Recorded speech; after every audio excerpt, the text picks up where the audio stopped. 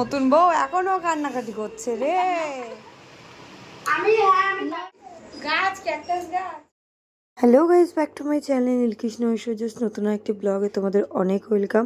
আশা করি তোমরা সবাই খুব ভালো আছো আর আমিও গলাটা শুনে বুঝতেই পারছো গলাটা একটু বসে গেছে। কেন জানি না, একটু চেঁচামেচি করলেই গলাটা ভীষণ বসে যায়। আর যেহেতু ভাইয়ের বিয়ে ছিল তোমরা প্রত্যেকে জানো, তো বাপের বাড়ি যখন ছিলাম তখন ব্লগগুলো কন্টিনিউ করা হয়নি, কারণ ওখানে একটু নেটের সমস্যা হচ্ছিলো আর ওয়াইফাই ছাড়া তো ব্লগগুলো এডিটিং শেয়ার করা যায় না। সেই কারণে এসে দেখি কি বউ দেখো কান্না করছে অঝরে। সম্পর্ক যেহেতু আমি ওর থেকে বড় হতে, ও আমাকে নমস্কার দিতে চলে এসছে। আর আমি না সত্যি কথা তখন একটু ঘাবড়ে গেছিলাম, মানে নমস্কারের নাম শুনলে একটু ঘাবড়েই যায়, কারণ এখনও অত বয়স্ক হয়নি যে নমস্কার পাবো, সেই কারণে। তো যাই হোক, ওকে বললাম যে আমাকে নমস্কার করতে হবে না, আমি আর শুনে খুব একটা বয়সের ডিফারেন্স নেই, তা নমস্কার করতে হবে না। তো যত মেয়ে বাপের বাড়ি ছেড়ে চলে এসেছে আর তার তো মন একটু খারাপ হবেই। যাই হোক, এবার তোমাদেরকে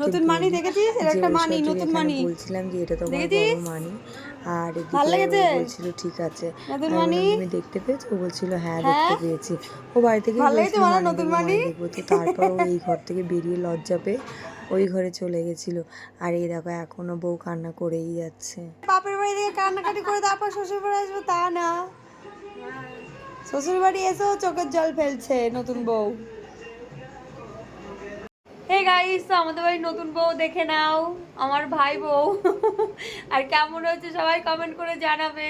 কান্না করে করে চোখগুলো পুরো একদম কালো দাগ স্পট পড়ে যাচ্ছে। বেচারা এখনো কেঁদেই যাচ্ছে, কেঁদেই যাচ্ছে। Smile please. আর এই একটা ভাই বউ, এদিকে এসো, এসো, আরে এসো না, আয় আয়। আর এটা হচ্ছে ছোট, এইটা হচ্ছে বড়, আর এটা হচ্ছে ছোট। বড়টার নতুন বউ আর ওদের ছোটটা পুরনো বউ। তো তারপর বিয়ে বাড়ি থেকে চলে আসার পর আমরা বিকেলবেলা বেরিয়েছিলাম একটা বান্ধবীর বাড়িতে যাব বলে। তো সেখানে আমি, বৌমনি, ঐশ্বর্য আর কৌশানেই যাচ্ছিলাম আমরা চারজনে।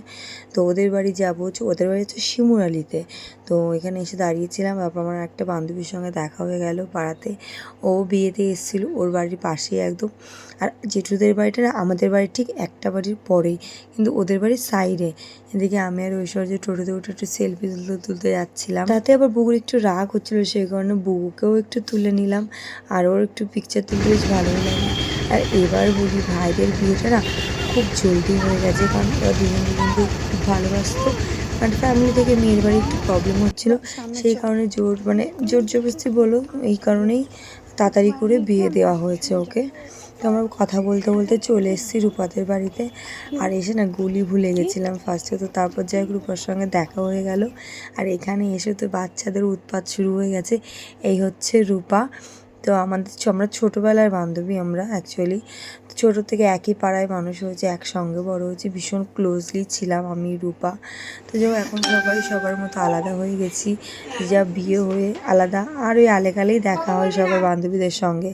এদিকে ঐশ্বর্য আর বুগু তো ঐশ্বর্যকে যে কোনো একটা জিনিস দিয়ে বসিয়ে রাখলে হয়ে যাচ্ছে, কিন্তু আমাদের বুগু সোনাকে একটার পর একটা জিনিস দেওয়াই হচ্ছে, বাট ওর সমস্ত কিছু লাগবে, ওর একটাতে হবে না।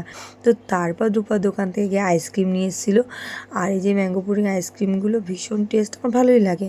তো যাই হোক এটা খাচ্ছিলাম, আর ওইদিকে বুগু কাপ খাচ্ছিল। আর দেখো আইসক্রিম খেতে গিয়ে আমার অবস্থা কেমন, কারণ ওয়েদারটা একদম ঠান্ডা নরম ছিল। আর তারপর আইসক্রিমটা খেয়েও না আমার গলাটা আরও বসে গেছিলো। আর এদিকে ঐশ্বর্য, বৌমনি তো একদম মনের প্রাণে আইসক্রিম খাচ্ছে সুন্দরভাবে। দুই বান্ধবী যখন এক জায়গায় হয়, আর শম্পাও আমাদের ক্লাসমেটে ছিল, ও বান্ধবী ছিল, কিন্তু শম্পা দূরে থাকতো, আর ও আমার এখন বৌমনি হয়ে গেছে। আর রূপা তোমার কাছেই থাকতো সবসময়। আর এই হচ্ছে আমাদের জিজু, বহুত জ্বালাতন করি একে। আর কি বলতো, রূপা আমার সম্পর্কে একটু দিদিও হয়, তো সেহেতু ওর বর সেদিক দিয়ে আমার জিজুও হয়, দাদা হয় না, একদম জিজু হয়। তো যাই হোক জামাইবর শালির মধ্যে আড্ডা তো হবে, এটা তো কমন কথা। তো তারপর রাতের বেলা ও আবার অনেক যত্ন সহকারে মোগলাই নিয়েছিল, সেগুলো খেলাম। আর আমরা অনেক আষাঢ়ে গল্প করলাম। দিন এসেও আমরা অনেকটা সময় একসঙ্গে কাটিয়েছিলাম, অনেক গল্প করেছিলাম। আর আজকে খেতে বসে কি বলো, আগে বলো পরে বলো, আমরা প্রচুর গল্প করেছিলাম। আর মোগলাইটা না সত্যি খুব টেস্ট হয়েছিল। আজকে যেহেতু সোমবার ছিল, ওরা নিরামিষ, কিন্তু আমরা হচ্ছে আমিষ খেলাম, মানে মোগলাই খেলাম। আর এদিকে ঘরের কি অবস্থা, আমরা এখন বাড়ি আসবো। ঘরটা জাস্ট একটু তুলে নিলাম তোমাদের দেখানোর জন্য যে কী করেছে রূপার ঘরটা। তো যাই হোক, এখন রাস্তায় বেরিয়েছি, টোটো ধরবো, টোটো ধরে তারপর বাড়ি আসবো। তো রাস্তায় আসবো আর একটু ব্লগ করবো না, এটা তো হতেই পারে না, তো একটু ব্লগ করে নিলাম। আর তারপর আমরা ওখান থেকে চলে এসেছিলাম কসমেটিক দোকানে। কসমেটিক থেকে একটু ফেস ওয়াশ টেস ওয়াশ কিনলো বৌমনি। কেনাটেনা হয়ে গেলে একটা নেল পালিশ বুকু ধরেছিল, সেটা নিয়ে বাড়ি আসবে। তারপর আমরা বাড়ি চলে এসেছিলাম। তো চলো আজকে ব্লগটা এই পর্যন্তই, টাটা সবাইকে।